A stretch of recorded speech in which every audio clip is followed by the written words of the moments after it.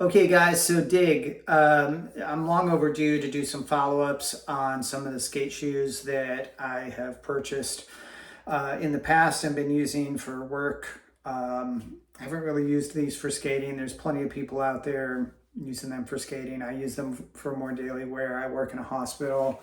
So, and they've worked great for that. So I'm going to talk about them real quick and just kind of show them to you and show you some of the wear that I've experienced in kind of a daily wear situation, which is really nowhere near as vigorous as if you skated them, but is different. It's more how they would just wear from, if you used it as a daily wear shoe or something, a fashion shoe.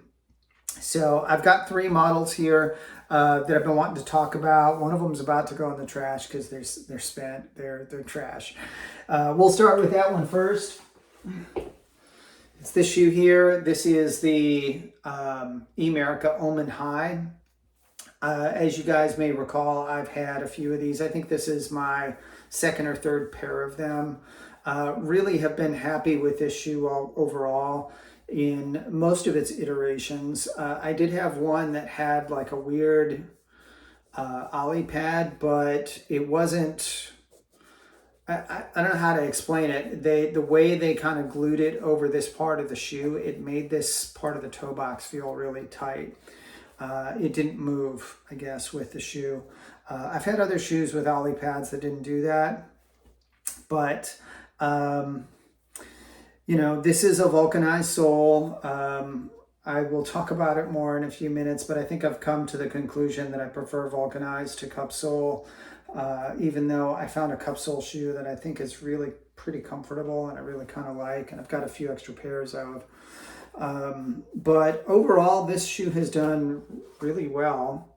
And even when I had them as, not this pair, but another pair as skate shoes, they held up really well for a long time. I didn't have much trouble with that shoe or this one with separation. I got a little bit over here starting, but I didn't really have much.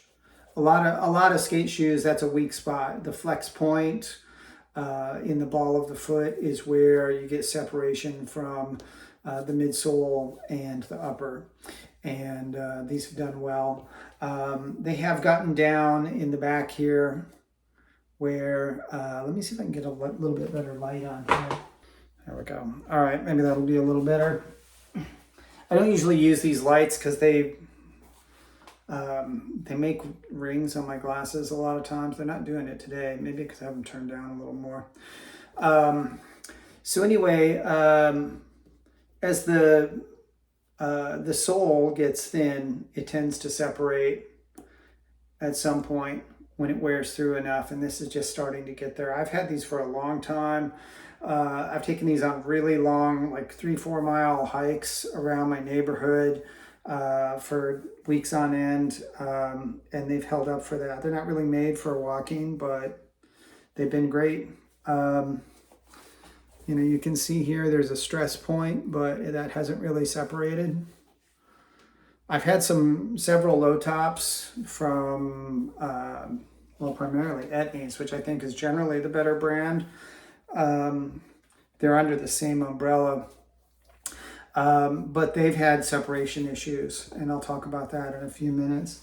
I've got this other one here. This is the left one. This is when I was still getting those lifts put on the left side. I don't really do that anymore because it's kind of expensive. And if your leg length inequality is less than 20 millimeters, it's kind of negligible. Your body adapts. So, but these have had a little bit more sole separation because this is part of the reason I stopped too. Any of these shoes where I had these lifts put on them, I don't know if it was just the glues they used or what, but the soles would not stick to them long term.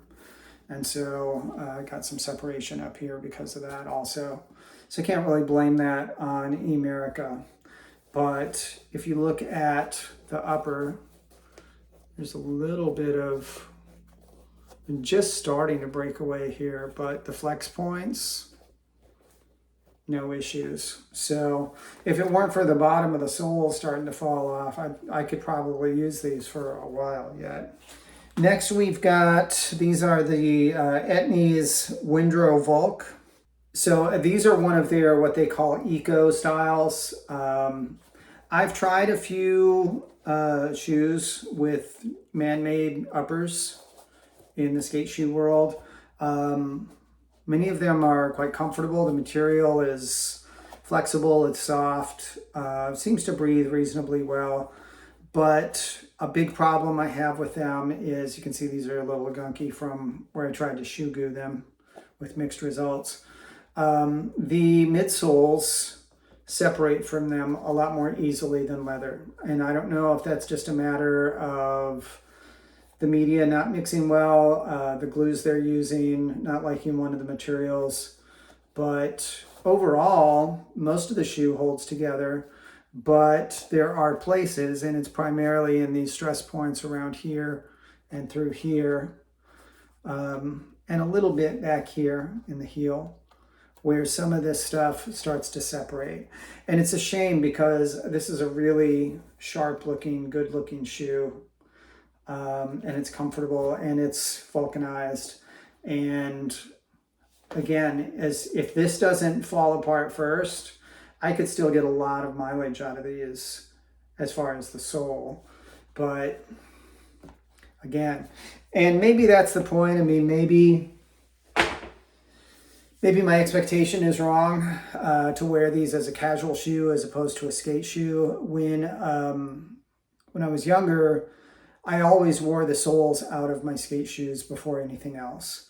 You know, I might start to get some tear or wear through up near where the ollie spot was, or, you know, I might get some separation in a flex point occasionally.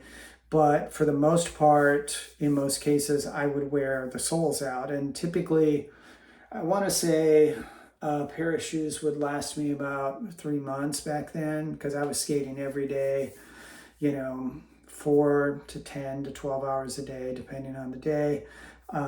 So they would get worn out pretty fast, and maybe that's the problem. Maybe these shoes are designed for the soles to wear out before all this other stuff.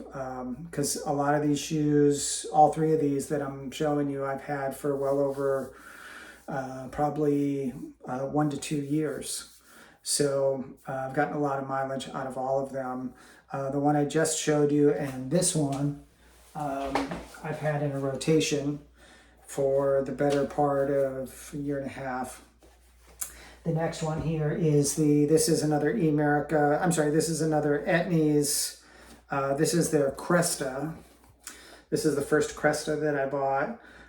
It's kind of a sharp looking shoe. It's the suede's a little rough, because I cleaned them with bleach a couple times from work, but so it's kind of faded. But these have done really well in terms of adhesion of the midsole to the upper. Again, maybe it's just the materials with the the man-made styles. I had one that was made out of hemp. I forget what these are. These are some man-made vegan thing. But I've had like 3 pairs from Etnies or Emerica, and I've had problems with all of them wearing out prematurely. So I like the cup sole design in theory, because, you know, when I clean my shoes with chemicals at work, it sometimes causes the glues to break down and causes some separation in places. But I get less of that with the cup sole.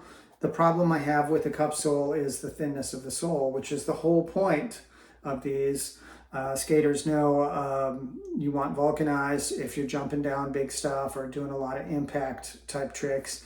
And you want cup soles if you're more tech and you're doing more flips and things where board feel is important.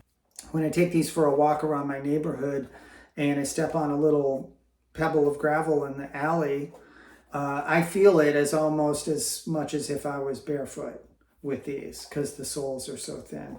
That's not true with my vulcanized shoes. So, but you can see these soles have a lot of life left in them. They're not as pretty as I'd like, but you know, they're perfect for work.